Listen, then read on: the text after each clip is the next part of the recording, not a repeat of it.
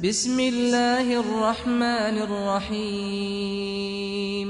Bismillahirrahmanirrahim. Assalamualaikum warahmatullahi wabarakatuh. Waalaikumsalam. Waalaikumsalam warahmatullahi wabarakatuh. Alhamdulillahi rabbil alamin wal aqibatu lil muttaqin wala udwana illa 'alal zalimin. Asyhadu an la ilaha illallah wahdahu la syarika lah. Al mab'utsu rahmatan lil alamin.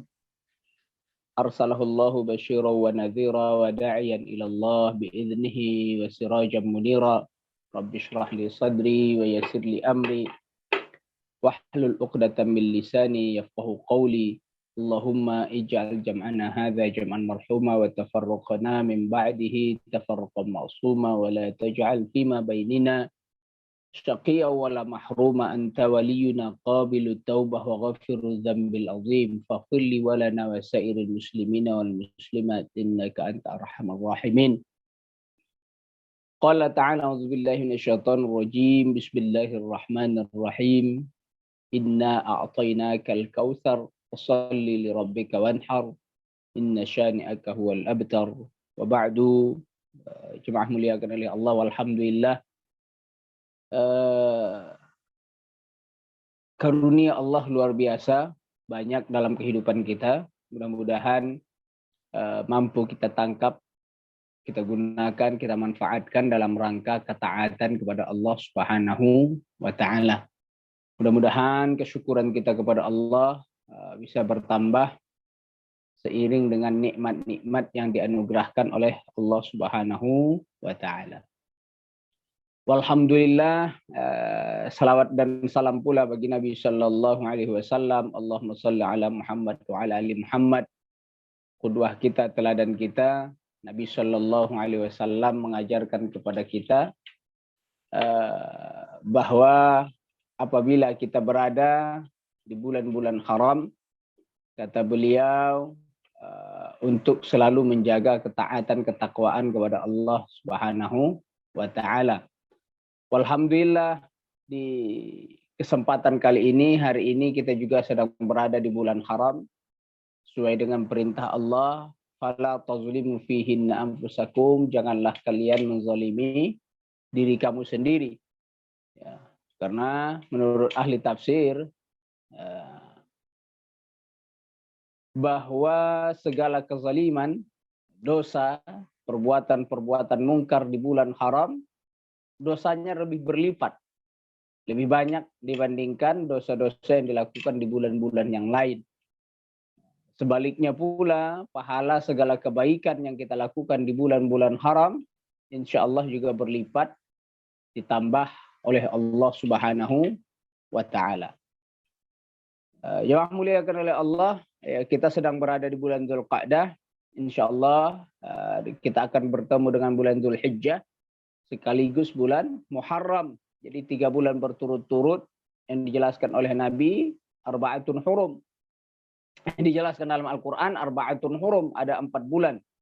Disampaikan oleh Nabi, kata Nabi, 3 berturut-turut, 1 terpisah. 3 ini Dzulqa'dah, kemudian Dzulhijjah, dan Muharram. 3 ini akan berturut-turut kelak nanti. Yang muliakan oleh Allah, kita tahu di bulan Dzulhijjah ada 2 ibadah besar. 2 ibadah besar. Yang pertama adalah haji, yang kedua adalah kurban. Masya Allah. Tapi ibadah besar ini tentunya di pandangan orang lain, dia semacam kesempatan bagi mereka untuk menghantam Islam lewat ibadah yang besar luar biasa itu. Dan kita bisa katakan tidak ada peribadatan sebesar haji yang dilakukan di dunia ini. Tidak ada. Jadi haji ini adalah mengumpulkan orang terbesar dalam ritual ibadah tertentu, dan itu rutin tiap tahun. Sehingga pantas ini menjadi perhatian lah, menjadi perhatian dari agama-agama lain, ya, agama-agama lain. Kemudian juga ibadah kurban. Ibadah kurban yang kita tahu juga bahwa ibadah kurban ini bukan ibadah yang baru. Artinya hampir setiap keagamaan memiliki walikulli ummatin ja'alna mansakan wa minha wa nasiku, kata Allah kan. Setiap umat kami berikan kepada mereka mansak, apa namanya ini? Ibadah penyembelihan, nasikuh yang mereka akan menyembelih pada hari itu. Ada setiap umat terdahulu ada. Dari zaman Nabi Adam kita tahu kisahnya sampai kepada sebelum Nabi Shallallahu Alaihi Wasallam. Tapi peribadatan kurban ini hari ini lebih banyak diamalkan oleh umat Islam dan itu terlihat jelas. Tampak di pandangan kita itu tampak jelas sehingga wajar kalau umat-umat yang lain ini menyoroti amaliyah ibadah kita itu. Terkhusus tadi ibadah haji maupun ibadah kurban. Sehingga muncullah syubhat-syubhat dari kalangan luar dan juga termasuk dari kalangan dalam terkait amaliyah ibadah haji maupun kurban. Masya Allah. Jadi di pagi hari ini setidaknya kita akan bincang beberapa poin penting dari syubhat yang pernah beredar ya, tuduhan-tuduhan miring terhadap amaliyah ibadah haji maupun ibadah kurban. Imam muliakan oleh Allah, yang pertama bahwa Allah Subhanahu wa taala wajibkan kita untuk melaksanakan haji bagi orang yang mampu. Wa atimul hajja wal umrata lillah. Sempurnakanlah wa atimul hajja, haji, wal umrata, dan umrah lillah, karena Allah Subhanahu wa taala. Dan kewajiban yang Allah perintahkan man istata', siapa yang mampu untuk melaksanakannya itu. Nah, kemampuan itu bisa dari finansial, kemudian juga bisa dari bekal, bisa juga dari keamanan dan lain sebagainya. Insyaallah yang menjadi sorotan orang-orang di luar sana terhadap pelaksanaan ibadah haji adalah ritualnya, paling penting. Ya, bahkan sampai hari ini di antara orang-orang Nasrani itu ada yang percaya dan ada yang meyakini bahwa ketika kita di Ka'bah itu tawaf 7 kali putaran itu, mereka pahamin kita sedang menyembah Ka'bah itu. Ya, ini menyembah Ka'bah. Jadi mereka anggap ritual ibadah haji itu adalah ritual berhala. Sama seperti zaman jahiliyah dulu lah. Menyembah batu, mengelilingi batu dan sebagainya. Nah, dan yang mereka saksikan hari ini ya seperti apa yang kita lihat juga, bahwa umat muslimin ngumpul di Ka'bah, tawaf 7 kali, kemudian nanti juga di dalam ritual-ritual yang lain selalu berhubungan dengan batu. Ya, bahkan mereka katakan haji itu adalah ibadah batu. Menunjukkan bahwa ada informasi yang tidak sampai kepada mereka dengan baik ataupun dengan benar. Sehingga mereka meyakini bahwa ibadah haji adalah sama dengan ritual Fagan, bangsa pengikut paganisme lah. Ritual ibadah yang dilakukan oleh agama-agama jahiliyah dulu. Masya Allah. Jadi mereka sampai katakan ya haji itu adalah kelanjutan dari amaliyah. Luar biasa ya bagi kita yang paham bahwa haji itu adalah perintah Allah, ya kita anggap ini sangat amat menyimpang dan keliru. Ya, tapi bagi mereka ya itu adalah semacam satu keyakinan. Ya. Maka kita katakan bahwa ibadah kita kepada Ka'bah bukan menyembah Ka'bahnya. Bukan menyembah Ka'bahnya. Makanya ketika kata Allah, inna awwala baiti wudi'a lin-nasi lalladzi bi Bakkah. Sesungguhnya rumah yang pertama kali dibangun. Ya, karena Allah maksudnya rumah peribadatan atau masjid yang dibangun pertama kali di muka bumi adalah bi Bakkah, yang ada di Bakkah. Ya, Bakkah itu diartikan Mekah.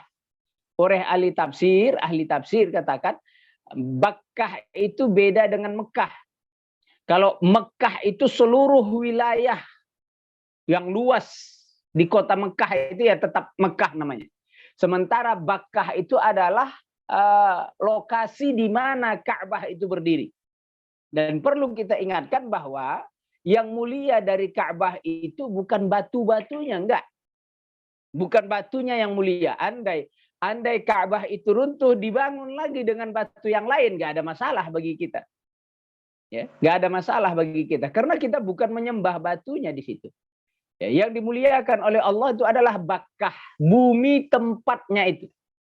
Bakkah ini, sehingga disitulah dibangun nanti. Karena kita tahu sejarah Ka'bah itu runtuh berkali-kali. Dan Ka'bah ini dimuliakan oleh umat Islam dan oleh umat terdahulu sebelum umat muslimin. Sudah dimuliakan, memang itu adalah peninggalan Nabi Ibrahim alaihissalam. Ibrahim alaihissalam yang meninggikan pondasinya. Ya, oleh ahli tafsir katakan bahwa pondasi Ka'bah itu sudah dibangun dulu oleh malaikat. Malaikat yang Allah tugaskan di bumi, mereka membangun Ka'bah di bumi. Supaya apa? Supaya mereka juga bisa tawaf layaknya para malaikat yang ada di atas sana.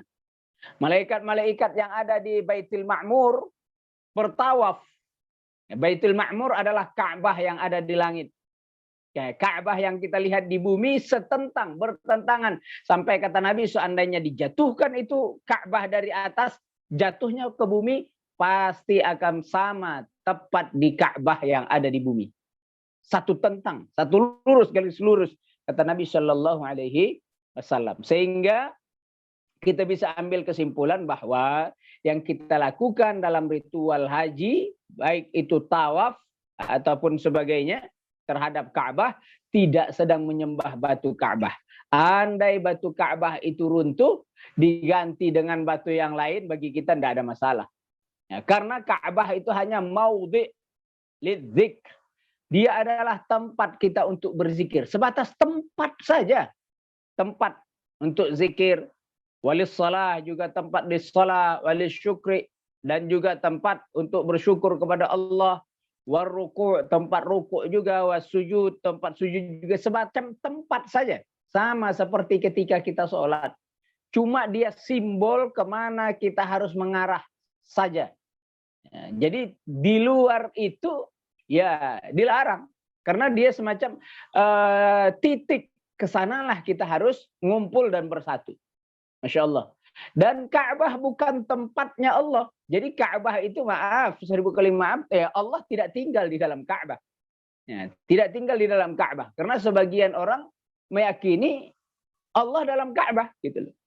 Karena kita namakan Baitullah, sehingga mereka katakan ya Tuhan kalian kan ada dalam Ka'bah. Ya, mereka keliru. Dinamakan Baitullah bukan berarti Allah tinggal di dalam rumah situ, enggak. Maksudnya ada Baitullah adalah rumah miliknya Allah. Ya, rumah miliknya Allah, rumah tempat kita hamba-hamba Allah mengagungkannya dengan zikir, dengan doa, dengan sholawat, dengan syukur, dengan rukuk, dengan sujud. Hanya sebatas tempat simbol saja. Dan Allah tidak ada di dalam Ka'bah. Ngapain Allah tinggal di dalam Ka'bah? Dan mereka yakinin itu adalah sebagai bentuk pemujaan kita terhadap batu. Masya Allah. Yang kedua lagi ditambah bahwa mereka juga melihat peribadatan dalam haji itu ada melempar jamarat, melempar jamrah, mulai dari yang wusta, kemudian yang aqabah, kemudian yang kubra. Ya, jadi pelemparan jumroh ini mereka pahamin bahwa ini adalah ibadah batu. Batu dilempar ke batu. Ya, Masya Allah. Ya, bahwa kita juga meyakini adalah ritual yang memang lama. Ritual sejak zaman Nabi Ibrahim alaihissalam. Bukan berarti ritual ini adalah ritual yang baru. Nah, ini ritual yang lama, yang hidup. Hanya saja ada beberapa perbedaan. Di dalam melaksanakan ibadah haji muslimin dibandingkan ibadah haji kaum-kaum terdahulu. Di antara yang paling berbeda adalah Arafah. Adalah pelaksanaan Arafah. Sehingga kata Nabi Shallallahu Alaihi Wasallam, al-hajju Arafah, haji itu adalah Arafah. Jadi siapa yang tidak ikut di padang Arafah mulai dari tanggal 8 Zulhijjah di waktu sore sebelum maghrib, maka hajinya tidak sah. Jadi kita harus sampai di padang Arafah sebelum waktu matahari tenggelam. Sebelum matahari tenggelam kita sudah sampai di padang Arafah. Dan kita akan keluar keesokan harinya setelah zuhur sudah boleh keluar menuju Mina. Jadi haji itu Arafahnya yang paling inti. Apa di pelaksanaan Arafah itu? Pelaksanaan Arafah itu adalah zikir, doa, munajat kepada Allah di padang Arafah seperti yang kita tahu. Nah, sementara yang ada di Mekah itu hanya tawaf, sa'i dan seterusnya. Nah, di Mina kita melempar jamarah. Ada 3 jamarat, ada 3 tonggak batu. Ya, Masya Allah, kalau kita tontonnya video-video mereka itu ngeledek kita, Masya Allah. Mereka katakan bodoh sekali umat Islam itu. Ya, bodoh sekali umat Islam itu. Mereka ngambil batu di Muzdalifah, ngumpulin batu, nanti dilempar. Nah, dilemparlah batu dengan batu. Nah, kemudian kata mereka ya, mereka nggak tahu dibodoh-bodohin tuh sama Raja Arab Saudi gitu loh. Mereka yakin bahwa batu itu sampai ke dalam surga, padahal batu itu ditampung di bawah dan dibawa oleh pemerintah Arab Saudi ke tempat tertentu. Masya Allah. Mereka kira kita sebodoh itu. Ya, mereka kira kita sebodoh itu, kita nggak ngerti bahwa batu itu memang setelah dilemparin oleh ribuan jamaah haji, setiap satu orang ya berapa itu ya, anggap ya 3 hari kali 21. Ya, total gitu ya seluruhnya melempar jamarah. Masya Allah. Jadi selama 3 hari itu melempar 7 kali lemparan. Terkadang sengaja dibawa lebih supaya apa? Terkadang lemparan ini nggak kena. Maka lemparan yang kena itulah yang dihitung. Sehingga banyak orang bawa batu, batunya kurang. Masya Allah. Jadi seakan-akan di pandangan mereka kita itu bodoh ngambil batu di Muzdalifah, dibawa ke Mina, dilempar. Bahwa kita meyakinin batu itu sampailah ke surga, bla bla dan sebagainya. Atau batu itu kenalah setan, setannya lari dan sebagainya. Masya Allah. Ya, jadi mereka ya katakan bahwa kita ini adalah ibadah batu. Sama seperti umat-umat terdahulu yang melakukan ritual ibadah di batu, di patung dan sebagainya. Yang memuliakan oleh Allah. Pada intinya bahwa amaliyah haji adalah amaliyah ketaatan, ketakwaan kepada Allah Subhanahu wa taala. Apa kata Allah? Laksanakan. Jadi haji itu adalah ibadah ritual, bentuknya adalah ketaatan kepada Allah. Kata Allah, kalau kalian haji, kalian harus di Arafah. Kata Allah, dari Arafah kalian harus ke Mina. Dari Mina kalian harus tawaf. Habis tawaf kalian harus sa'i. Habis sa'i kalian gunting rambut. Selesai pelaksanaan ibadah haji. Itu adalah bentuk ketaatan, ketakwaan. Yang kita tidak perlu tanya untuk apa, kenapa. Ya, kalau sekadar mencari hikmahnya ya silakan cari hikmahnya. Seperti tawaf, sa'i, kan kita tahu hikmahnya apa. Ya, tawafnya kita dimelilingi Ka'bah supaya mirip sama dengan makhluk-makhluk Allah yang ada di langit, juga tawaf mengelilingi Baitul Ma'mur. Sa'inya kita dari bukit Safa dan Marwah mengambil ritual yang dilakukan oleh Ibunda Siti Hajar dulu. Ya, Siti Hajar tawaf, sa'i, maka kita lakukan itu. Nabi Ibrahim melempar jamrat karena memang pada hari itu Ibrahim dibisikin oleh setan, digoda oleh setan. Ini adalah bentuk simbol ya, napak tilas yang pernah dilakukan oleh Ibrahim alaihissalam. Karena ibadah haji bukan ibadah yang baru, ibadah yang lama. Nah, hanya saja umat Islam perbedaannya adalah Arafah. Ya, umat terdahulu Arafahnya nggak ada. Ya, makanya Nabi Shallallahu Alaihi Wasallam katakan al-hajju Arafah. Jadi haji itu paling intinya adalah Arafah. Siapa yang tidak ada di padang Arafah pada tanggal 10 Zulhijjah itu, 9 Zulhijjah itu, maka dia tidak sah hajinya. Dia tidak bisa tawaf, masih bisa diganti oleh orang lain. Orang lain dibayar untuk melaksanakan tawaf. Orang lain dibayar untuk melaksanakan sa'i. Orang lain dibayar untuk melempar jamarat. Bisa. Boleh. Hajinya sah. Tapi kalau dia tidak berada di padang Arafah tanggal 9 Zulhijjah atau pada hari Arafah, maka hajinya tidak sah. Jadi paling inti begitu. Sampai orang sakit pun harus haji safari. Orang sakit bawa naik ambulan, nginap di Arafah. Nginap di padang Arafah. Masya Allah. Dari padang Arafah nanti baru ambulannya berangkat ke Mina, ambulannya berangkat ke Mekah. Meskipun yang di Mina bukan dia yang melempar jamrat, meskipun di Mekah bukan dia yang tawaf dan sa'i, hajinya bisa sah. Masya Allah, luar biasa. Masya Allah, ya. Kemudian syubhat yang lain terkait juga haji ini tidak saja muncul dari orang luar, ya, tapi juga ada syubhat yang muncul dari orang dalam. Masya Allah. Salah satunya diantaranya adalah orang muslimin, orang Islam suka aku hajinya nanti aja deh. Ya, sekarang lagi banyak maksiat nih. Ya, ini syubhat juga datang dari orang Islam. Aku belum siap kayaknya jadi haji. Ya, nanti aja deh. Ya, tunggu taubat dulu, sudah bersih baru aku melaksanakan haji. Ini syubhat yang sangat amat keliru. Sangat amat keliru. Pertama, siapa yang jamin nanti kita masih hidup? Siapa yang jamin kalau nanti kita masih hidup? Perintah Allah, man istata'a ilaihi sabila. Man istata'a ilaihi sabila. Siapa yang mampu jalan menuju Mekah, menuju Ka'bah, menuju haji, laksanakan. Allah tidak katakan siapa yang bersih di antara kalian, siapa yang sudah taubat. Enggak begitu kata Allah. Jadi keliru besar kalau ada orang menunda haji. Udah daftar haji bro? Belum. Kenapa ya masih inilah.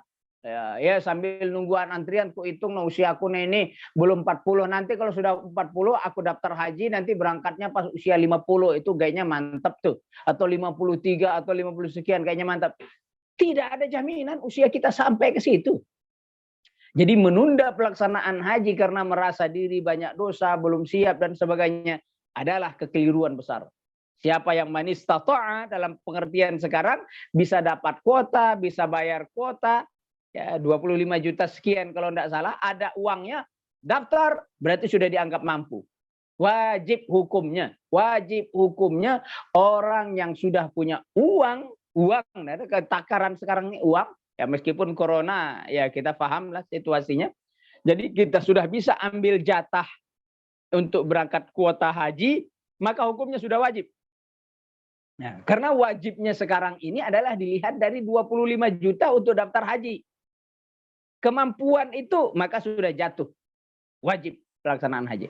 Adapun nanti pada hari H pelunasan ternyata belum mampu melunasin, ternyata pada hari H dia sakit, ternyata pada hari H situasi tidak mengizinkan seperti pandemi corona hari ini, maka itu di luar tanggung jawab itu. Jadi keliru besar kalau ada orang yang ingin melaksanakan haji nanti saja kalau sudah bersih, kalau sudah tobat. Ini adalah kesalahan besar dan banyak syubhat ini banyak terjadi di dalam tubuh umat Islam sendiri. Kemudian syubhat kedua yang terjadi dalam tubuh umat Islam sendiri yang kemarin baru-baru dibumingkan kembali. Katanya ibadah haji itu jangan dibatasin pada bulan Zulhijjah sajalah. Masya Allah. Jadi kita bisa ganti di bulan-bulan yang lain, katanya begitu. Diganti pada bulan-bulan yang lain, ya, supaya tidak terjadi kecelakaan, tidak terjadi korban, tidak terjadi ini dan itu. Masya Allah. Pemikiran ini bukan pemikiran yang baru. Ya, cuma pemikiran itu 2021 dibangkit kembali. Ibaratnya ini adalah sudah mayat, bangkai busuk, dihidupkan kembali. Masya Allah. Dia pengen meninjau kembali. Ibadah haji itu jangan dilaksanakan pada hanya bulan-bulan itu saja. Ya, bulannya bulan Zulhijjah dan pelaksanaannya hanya 5 hari. Dia pengen ada di bulan yang lain. Masya Allah.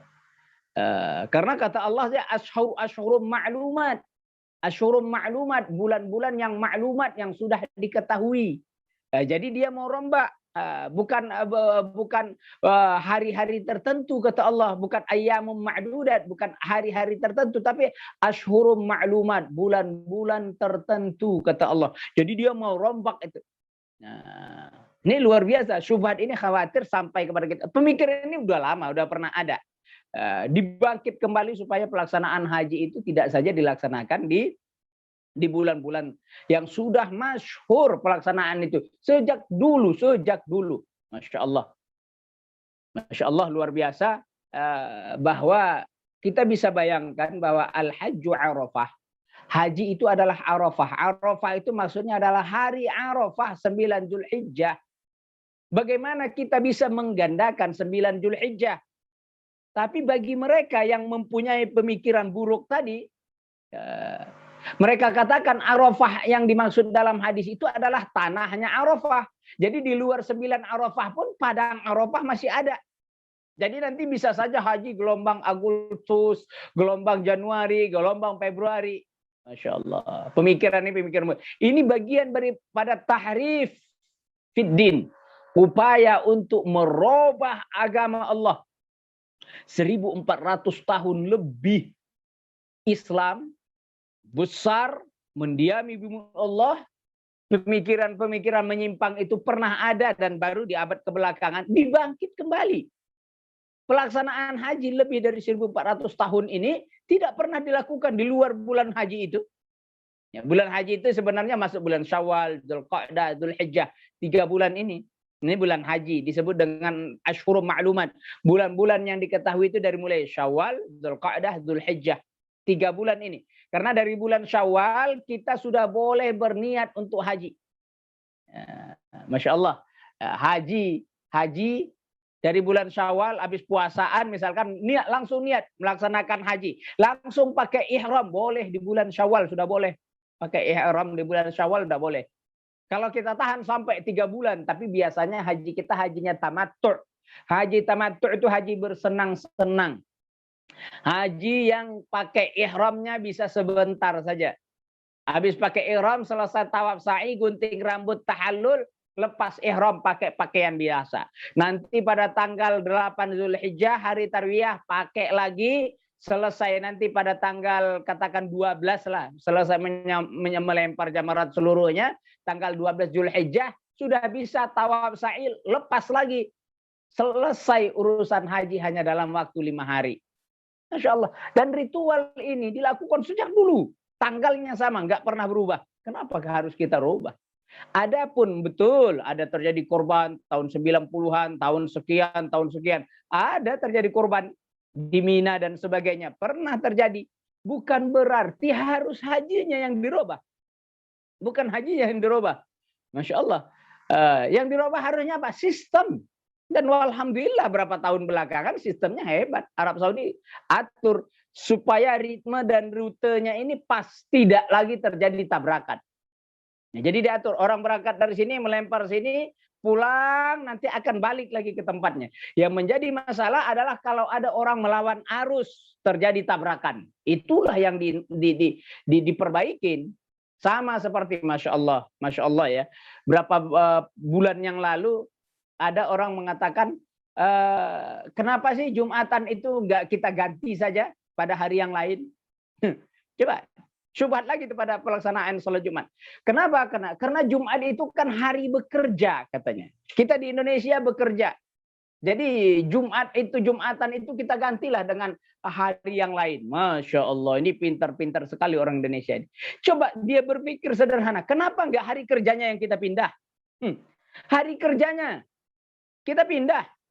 Ya, misalkan hari kerja yang Jumat diganti ke Minggu. Artinya Minggu tetap bekerja, Jumat kita libur. Alasannya tadi karena hari Jumat kita masih bekerja, sibuk, repot, dan sebagainya. Masya Allah.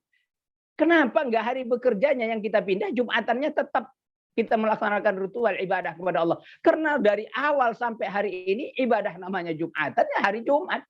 Sholat Jumat ya hari Jumat, enggak ada sholat Jumat hari Minggu. Masya Allah, ini luar biasa ya. Luar biasa. Dan saya yakin orang munafik dulu di zaman Nabi, munafik. Semunafik-munafiknya Abdullah bin Ubay bin Salul nggak pernah melontarkan keburukan-keburukan dalam syariat Allah kayak begini. Ini syubhat yang luar biasa. Terkait dengan ibadah-ibadah haji ya, ataupun ibadah yang lain. Jemaah muliakan oleh Allah. Kemudian kita berpindah masuk ke ritual ibadah kurban. Kata mereka kurban itu sama seperti ibadah haji tadi. Ya, sama seperti amaliyah perbuatan umat terdahulu. Umat terdahulu menyembelih hewan. Kurban juga menyembelih hewan. Jadi yang dilakukan umat Islam ini sekarang hanya perpanjangan tangan dari umat terdahulu yang juga melakukan itu. Ya kita tahu. Ya, umat-umat terdahulu menyembelih hewan dipersembahkan kepada Tuhan mereka. Sama. Dan umat Islam melakukan itu. Sekali lagi, yang kita lakukan ini adalah bentuk ketaatan, ketakwaan kepada Allah. Fasalli li rabbika wanhar. Dan sembelihlah hewan kurban. Hewannya dibatasi oleh Allah. Gak semua hewan bisa. Hanya sapi, hanya kambing, hanya unta, ya, termasuk kerbau, satu saudara dengan sapi dan sebagainya. Masya Allah. Jadi hewan-hewan yang dibatasi oleh Allah adalah bentuknya ketakwaan, dan perlu dibedakan bahwa hewan kurban yang kita sembelih, Masya Allah, tidak untuk Tuhan. Maaf ya, kalau umat yang lain itu disembelih, entah itu kepala dan lainnya, dihanyutkan di sungai, diletakkan di pohon, diletakkan di goa, diletakkan di sini dan di situ. Masya Allah. Jadi menunjukkan bahwa perbedaannya luar biasa. Hewan kurban yang kita sembelih untuk siapa? Dimakan. Tidak ada yang tersisa, dimakan, dimanfaatkan. Bahkan tulangnya pun kita sop, gitu ya, kita masak. Jadi beda ritual orang dulu mereka menyembelih ini kepala kerbau lah, kepala kambing lah, kepala itu, bahkan menyembelih orang dulu disembelih, manusia disembelih, dipersembahkan untuk Tuhan, dicampakkan.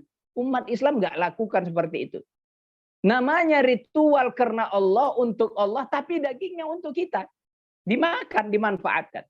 Jadi beda sekali. Betul, sekilas sama, menyembelih karena Tuhan, untuk Tuhan, tapi dagingnya kita yang makan.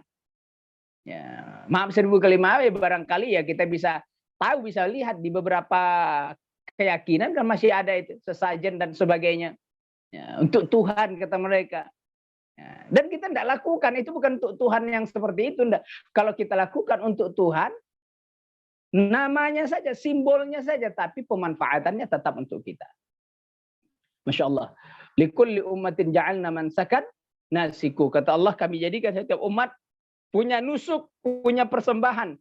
Mereka lakukan itu. Ibadah kurban sejarahnya pada zaman Nabi Ibrahim, betul.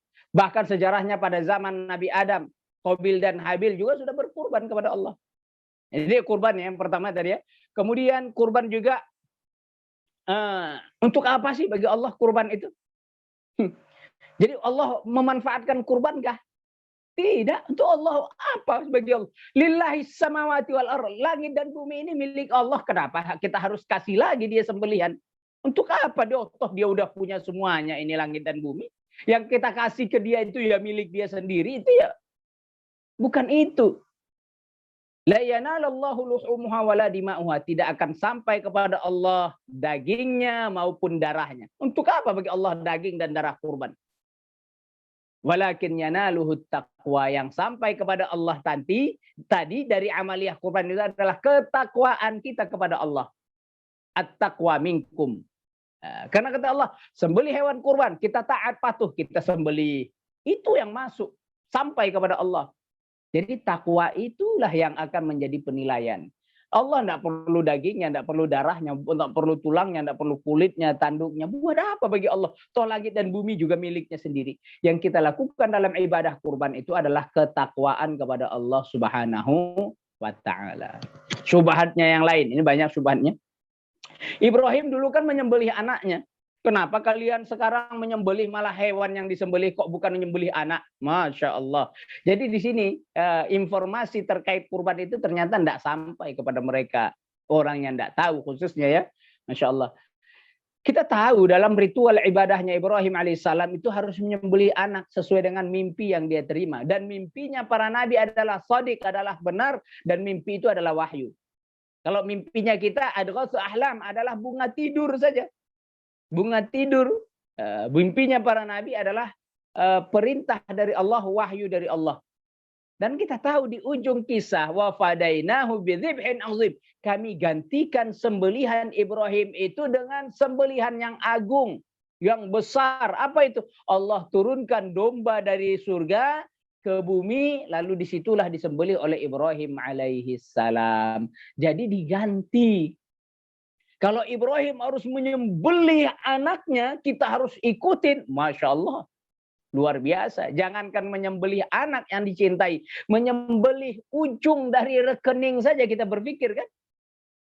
Berpikir. Rekeningnya ekornya 2.700.000. Pecahan terkecilnya. Itu kita berpikir nyembelihnya. Bagaimana mungkin kita sanggup nyembelih anak?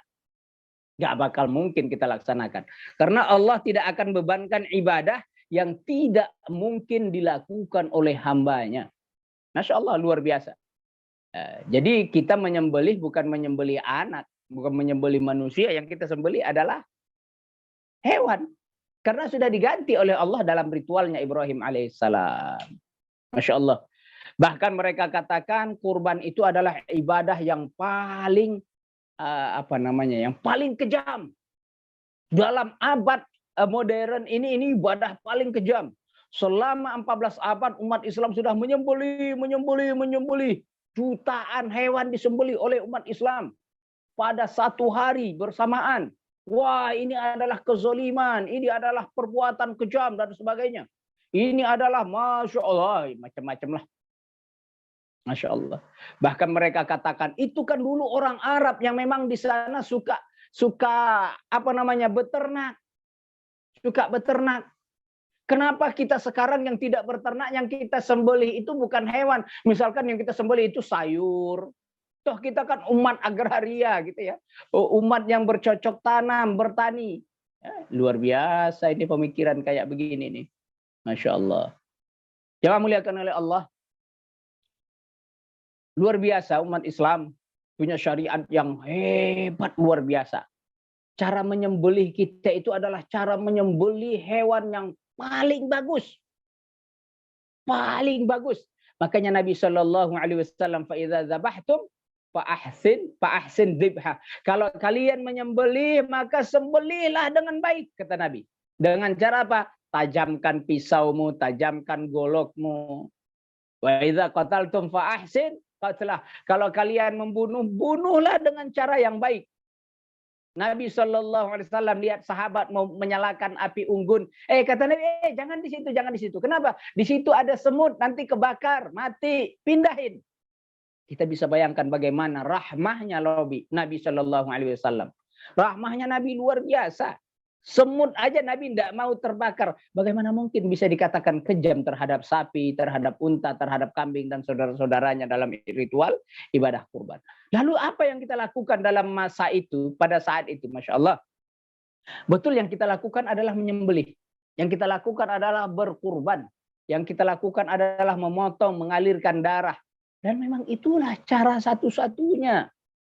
Kenapa tidak kita lakukan seperti orang barat itu yang disetrum dulu, habis disetrum baru disembelih. Ya. Kenapa kita tidak lakukan seperti mereka dan sebagainya? Masya Allah, luar biasa. Luar biasa, jangan muliakan oleh Allah. Secara ilmiah, penelitiannya banyak dan sudah dilakukan. Hewan yang disetrum dulu baru disembelih, tingkat sakitnya jauh lebih tinggi daripada apa yang kita lakukan. Betul, betul. Disembelih itu rasa sakit bagi hewan itu ada. Ada rasa sakit bagi hewan. Tapi ibaratnya rasa sakit yang kita sembelih itu misalkan 40, yang rasa sakit setelah disetrum dan sebagainya itu tingkatnya jauh lebih tinggi. Bisa 150. Kalau cerita sakit, ya sakit. Cuma mana yang paling minim sakitnya. Makanya diperintahkan Nabi, sembelihlah dengan pisau yang tajam supaya sembelihanmu itu bagus, baik. Masya Allah. Dan luar biasa, jamaah muliakan oleh Allah. Umat Islam kenapa sih nyembelih harus lehernya yang disembelih? Kenapa enggak dari atas sampai putus? Selesai kan? Kenapa sapi itu enggak kita sembelih dengan pisau tajam? Sekali bacok, putus. Kenapa ayam itu enggak sekali cencang, dicincang, putus? Kenapa harus disembelih, bikin lehernya terkewer-kewer begitu? Masya Allah. Diteliti di abad modern, ternyata hebat, luar biasa. Syariat ini penuh dengan ijaz kemukjizatan yang luar biasa. Ternyata ketika kita menyembelih dengan cara Islam, saraf antara otak dengan tubuh, jantung, dan ada apapun organ di dalamnya tidak terputus. Sehingga otak ini tetap memberikan perintah kepada organ tubuh, jantung, kita dalam ancaman, kita dalam kesakitan, pacu darahmu, pacu darahmu, pacu darahmu. Sehingga jantung mompak terus sekencang-kencangnya. Supaya apa? Supaya darah yang kotor dalam daging tadi keluar setelah disembelih. Itulah yang disebut dengan damun masfuhah, darah yang memancar itu. Darah itu pula lah yang diharamkan ditampung, dikonsumsi. Haram. Adapun darah yang di dalam daging sehingga daging itu menjadi merah, dimasak, itu tidak ada masalah. nggak ada masalah. Jadi daging yang di dalamnya itu ya tentu ya mengandung darah. Nggak mungkin daging kita cuci bersih sampai putih, itu nggak mungkin. Ya, karena nggak akan ada rasanya. Ya, daging yang bersih adalah daging yang sudah disembelih, darahnya sudah keluar dengan sendirinya, maka daging itu layak konsumsi. Masya Allah. Jadi syariat Islam ini betul, baik, benar. Seandainya Islam katakan potong lehernya, maka terputus leher dari badannya, tidak akan ada informasi dari otak sebagai perintah kepada organ tubuh untuk mengeluarkan darah yang kotor tadi. Ini luar biasa syariat Islam ini.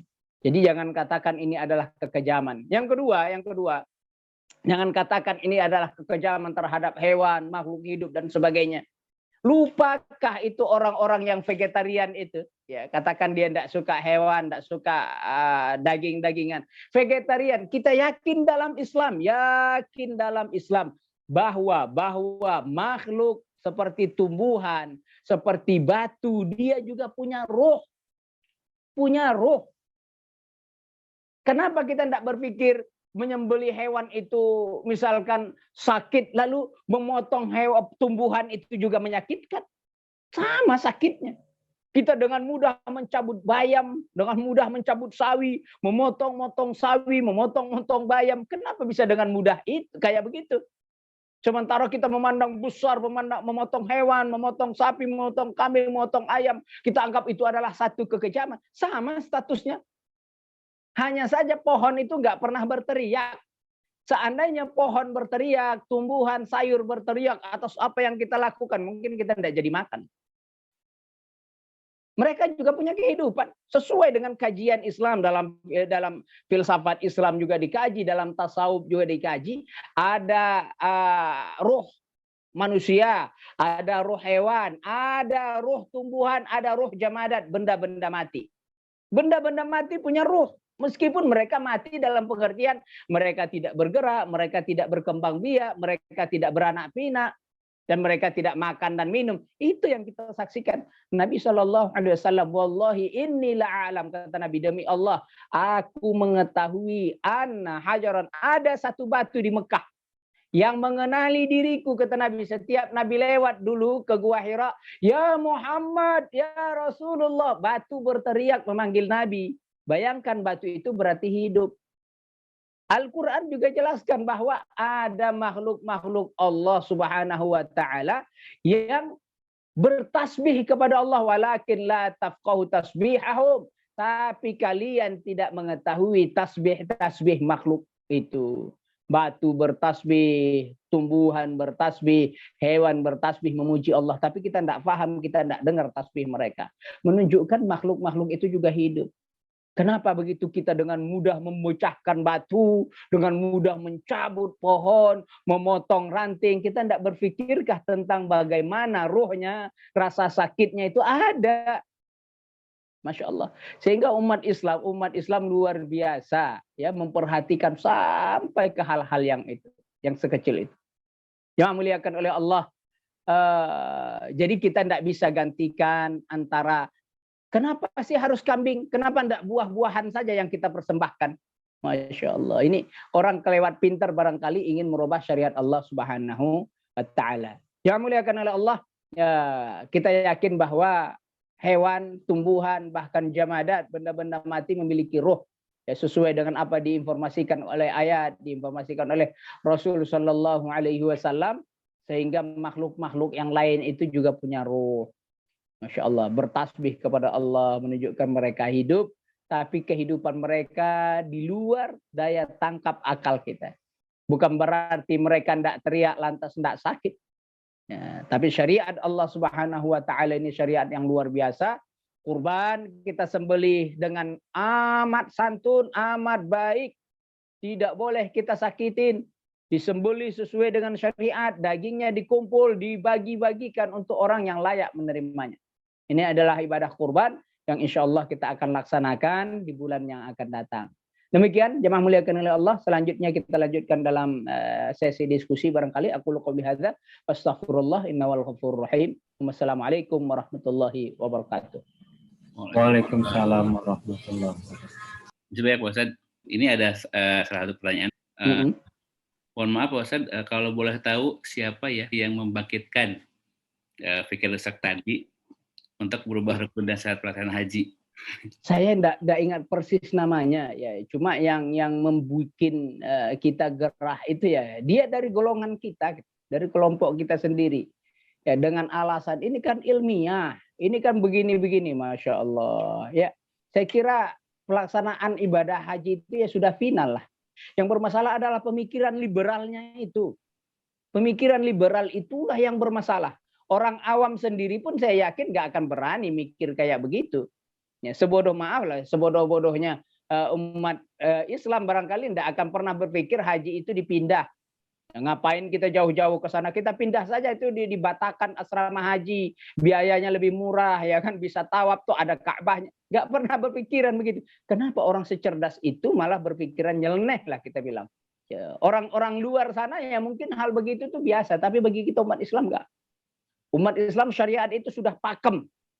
Udah pas di situ, jangan diganti-ganti lagi. Ya. Ya mudah-mudahan lah ya, umat Islam ini masih dijaga oleh Allah ya, masih dijaga oleh Allah ya, sehingga umat Islam enggak akan tersesat. Nah, la yattafiqu ummati, kata Allah, kata Nabi sallallahu alaihi wasallam, la yattafiqu ummati, umatku tidak akan sepakat fid dhalalah, dalam satu kesesatan. Umat ini enggak akan sepakat, kata Nabi, untuk sama semua umat Islam yuk kita melakukan kesesatan, enggak akan terjadi. Tidak akan terjadi, dijamin oleh Nabi Shallallahu Alaihi Wasallam. Betul ada pemikiran menyimpang, nanti akan ada yang meluruskan, dan insya Allah akan selalu begitu. Tiap zaman ada, tiap masa ada. Iya, terima kasih Pak Ustadz. Mungkin teman-teman yang lain jika masih ada yang silakan, atau bisa diketik juga ya di pancet. Mungkin dari saya Pak Ustadz, ya, monggo. Salah satu sahnya ibadah haji itu kehadiran kita di Arafah ya. Nah, betul. Dengan apa ya, badal haji itu kan kayak pengganti ya. Sebenarnya syarat dan ketentuan badal haji itu masih Ustaz. Baik, ya betul. Badal haji itu ada badal haji seluruhnya dibadalkan, diwakilkan, digantikan. Dari mulai ihramnya sampai kepada tahallulnya, ada yang seperti itu. Ada yang badalnya untuk tawaf sa'i saja, ada badalnya melempar jamarah saja. Tapi Arafah tidak pernah bisa terbadalkan secara parsial. Nah, kalau dibadalkan secara keseluruhan boleh.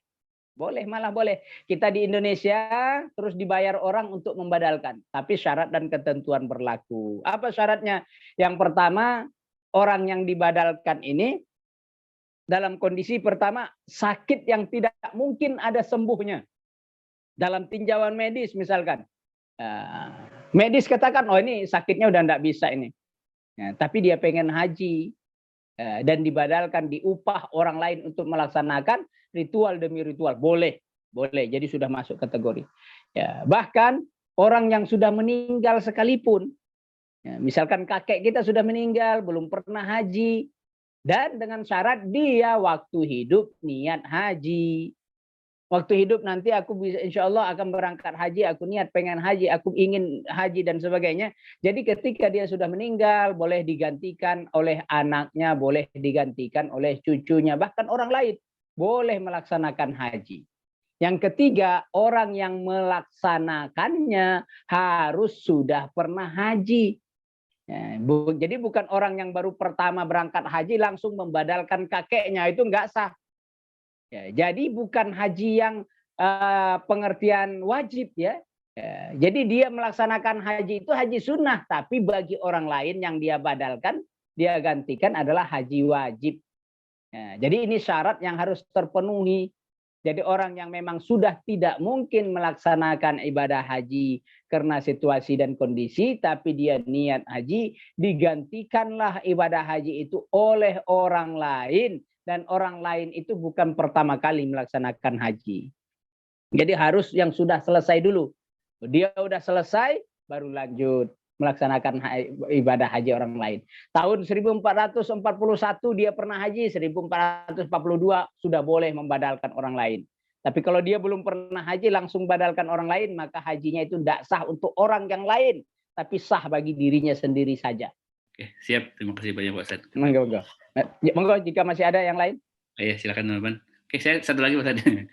Monggo. Terkait kurban ya. Kadang-kadang kan pada saat kurban itu kita yang berkurban ya, diminta untuk menyembelih lah sama si panitianya ya. Padahal kita ada yang nggak tega atau apa gitu, sehingga takut menyakiti. Nah itu gimana ya Pak Ustadz? Apakah kita sebaiknya kita yang berkorban yang menyembelih atau sebenarnya boleh mendingan ke yang aja yang lebih ngerti, yang lebih paham? Baik, insyaallah. Betul bahwa kita itu sunnah bagi kita kalau kita mampu menyembelih sendiri. Sunnahnya dari mana Pak Ustadz? Sunnahnya dari Nabi. Nabi menyembelih sendiri hewan kurbannya.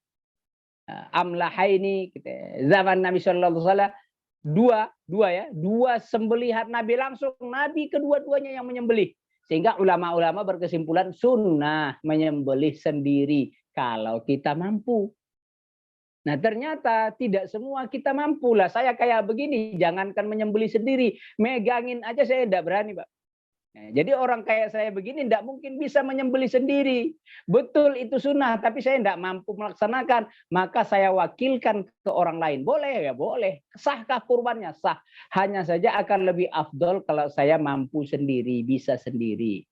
Menunjukkan apa? Menunjukkan ini ibadah ini fleksibel. Betul, sunnah kalau kita sembelih sendiri. Sama itu seperti hewan kurban itu kan harus dimakan. Sunnah juga memakan sendiri hewan kurban. Kalau bagi yang suka makan daging sapi, daging kambing. Kalau enggak suka, jangan.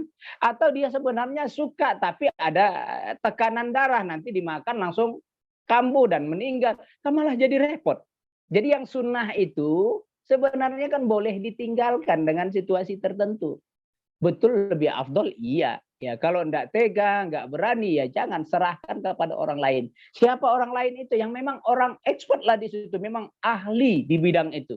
Ya tukang jagal itu, masya Allah luar biasa, luar biasa. Saya perhatikan satu sapi itu dari mulai nyembelih sampai ngulitin 15 menit total waktunya itu kelar. Sementara kita di kelurahan, di RT itu satu sapi itu ya 2 jam baru selesai ngulitin. Karena kita memang tidak biasa, masya Allah. Ya, makanya terkadang memang sengaja panitia kurban itu yang menyembelih tukang jagal ngulitin ya jamaah gitu. Supaya apa? Supaya ngerasain prosesinya. Betul. Jadi kerasa prosesi kurban itu kerasa, masya Allah. Jadi kalau kita mampu ya silakanlah, insya Allah. Ya ini ada pertanyaan masuk. Tolong dibaca Pak Ari. Siapa Ustaz? Lebih afdol mana kita berkurban di daerah terdekat sehingga bisa mengerjakan banyak sunnahnya atau di daerah tinggal yang di situ jarang orang berkurban dan butuh syiar Islam? Salah satunya sosial. Baik. Masya Allah luar biasa. Ini juga sebenarnya sudah masuk di dalam catatan saya tadi. Ya. Kenapa kita tidak berkurban untuk Palestina, untuk orang yang ada di Afrika, untuk orang yang ada di provinsi sana, provinsi sini? Kok kita numpuk sih banyak-banyak di Balikpapan, di Al-Ma'arij sekian belas ekor, di masjid sini sekian puluh ekor. Kenapa tidak kita kirim aja ke sana? Toh di sana kan jarang orang yang berkurban. Mana yang lebih afdol? Kita sembelih di sini atau disembelih di sana? Kalau ditanya cerita afdolnya, maka dua-duanya Pak. Kita kurban juga di Al-Ma'arij, kirim juga 1 ekor di daerah pedesaan. Itu jauh lebih afdol. Lupa Ustadz nanti kurbannya kebanyakan. Nggak ada cerita kebanyakan. Nabi Ibrahim itu berkurban 1000 ekor kambing. 3000 ekor kambing. Kemudian 300 ekor unta. Ya, kemudian 500 sapi disembelih oleh Nabi Ibrahim alaihissalam. Nabi Muhammad, Abu Bakar, Umar, Utsman, Ali. Ini kalau sudah berkurban ratusan ekor, nggak cukup 1. Ya, jadi tidak harus 1 di tempat kita, nggak. Betul sunnahnya, betul sunnahnya bahwa kurban itu di tempat kita. Nah, supaya apa? Supaya kita bisa makan, bisa nyicip. Betul, benar itu nggak salah. Tapi apakah kita mengenyampingkan orang di pedesaan? Tentu tidak. Ya, tentu tidak. Di pedesaan gimana? Masya Allah. Saya ingat persis sekitar 2 tahun lalu di desa saya sendiri, di dusun saya itu. Ternyata yang kurban tahun itu cuma 1 ekor sapi. Ya, karena ya orang kita itu kan Masya Allah terkadang gini. Kamu nggak kurban, aku kan tahun kemarin udah kurban, tahun ini nggak dulu deh, gitu loh. Ini pemikiran salah juga sih sebenarnya, bagian syubhat. Seakan-akan kurban itu sekali aja udah cukup, gitu. Kamu udah kurban, udah kapan? Dulu tahun 92, Masya Allah. Kurban itu setiap tahun kalau mampu. Kalau mampu setiap tahun, hukumnya sunnah muakkadah, sunnah yang sangat amat dianjurkan. Dan tidak harus 1. boleh lebih daripada satu, silakan sebanyak-banyaknya sesuai dengan kemampuan. Itu adalah afdolnya begitu. Betul kalau bisa kita makan, kita cicipin itu afdol. Nah, 2 tahun yang lalu di dusun saya itu 1 ekor sapi untuk lebih dari sekitar 400 kakak, Pak. 1 ekor sapi. Saya itu yang di perantauan kayak begini. Ya Allah, kok miris gitu loh. Dengan alasan itu tadi, tahun kemarin kan sudah saya kurban. Jadi seekor sapi itu pun ya yang dagingnya ya 50 kilo lah dagingnya itu. Artinya sapi kecil lah yang harganya cuma 12 juta. Masya Allah. Ya karena merasa sedih lah melihat kayak begitu. Akhirnya saya bilang ke keluarga, kita punya kambing nggak? Ada kambing sekian. Ya udahlah, sembelihlah. Karena banyak yang nggak dapat, kasihan. Masya Allah. Jadi apakah afdalnya kita sembelih di sini atau di sana? Boleh di sana, nggak apa-apa. Artinya kita kehilangan sunnah nyicipin daging itu nggak apa-apa. Tapi manfaatnya bagi manusia itu lebih kerasa. Ya, jadi ya secara umum hadis Nabi anfa'uhum linnas itu bermanfaat bagi orang lain itu jauh lebih efektif lah, jauh lebih baik. Karena ada Masya Allah anak bangsa kita ini ya sesuai dengan kondisi ekonomi, mereka nggak bisa makan daging kecuali pada hari raya kurban. Ada, Pak. Hari raya kurban pun dapatnya 4 on, 5 on, setengah kilo. Bahagia bukan main. Kita bisa bayangkan kalau hari itu kita sedekahkan sapi. Nih orang desa, silakan kamu berkurban. Masya Allah, bahagia bukan main. Ya, jadi luar biasa. Jadi kalau kita mampu, alhamdulillah, kurban 1 di sini untuk kita sekeluarga di rumah, kurban juga di pedesaan, kurban juga di daerah, Masya Allah. Ya luar biasa. Kalau kita mampu, kalau nggak mampu nggak apa-apa. Kurban kita yang di sini dialihkan di desa, dialihkan di desa. Insya Allah. Bahkan kurban sekarang itu jauh lebih lebih pinter gitu lah. Daging kurban itu dikalengkan. Daging kurban itu dikalengkan. Beberapa lembaga yang ada di Indonesia, lembaga zakat infak sedekah itu mereka menerima menyalurkan kurban. Kurbannya itu di sini nanti dikalengkan dagingnya, baru di drop ke daerah-daerah. Nggak apa-apa, boleh, silakan. Masya Allah.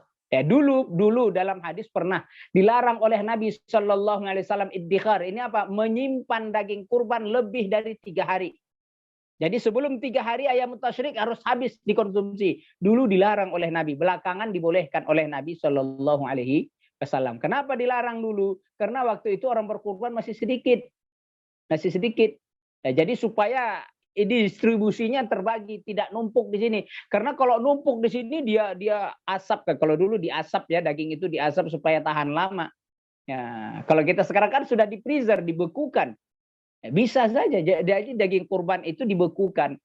Nah, Masya Allah. Tapi pembagiannya harus langsung, dianjurkan terus harus langsung. Saya gitu, kira itu ya, Pak Ari. Sepertinya tadi ada pertanyaan masuk juga tadi, sekilas saya perhatikan. Ya, mungkin ini satu pertanyaan terakhir, Pak Ustadz ya. Izin bertanya Pak Ustadz, bagaimana hukum pembagian daging kurban yang pembagiannya kadang lebih banyak panitia atau fisabilillah daripada masyarakat? Dan bagaimana hukum memakan daging kurban yang diolah terlebih dahulu sebelum daging itu dibagikan atau untuk dikonsumsi atau upah bagi panitia? Terima kasih. Baik, ya. Ini Masya Allah ya, kita alamin tuh ya. Ya daging kurban itu oleh mazhab Syafi'i dibagi 3.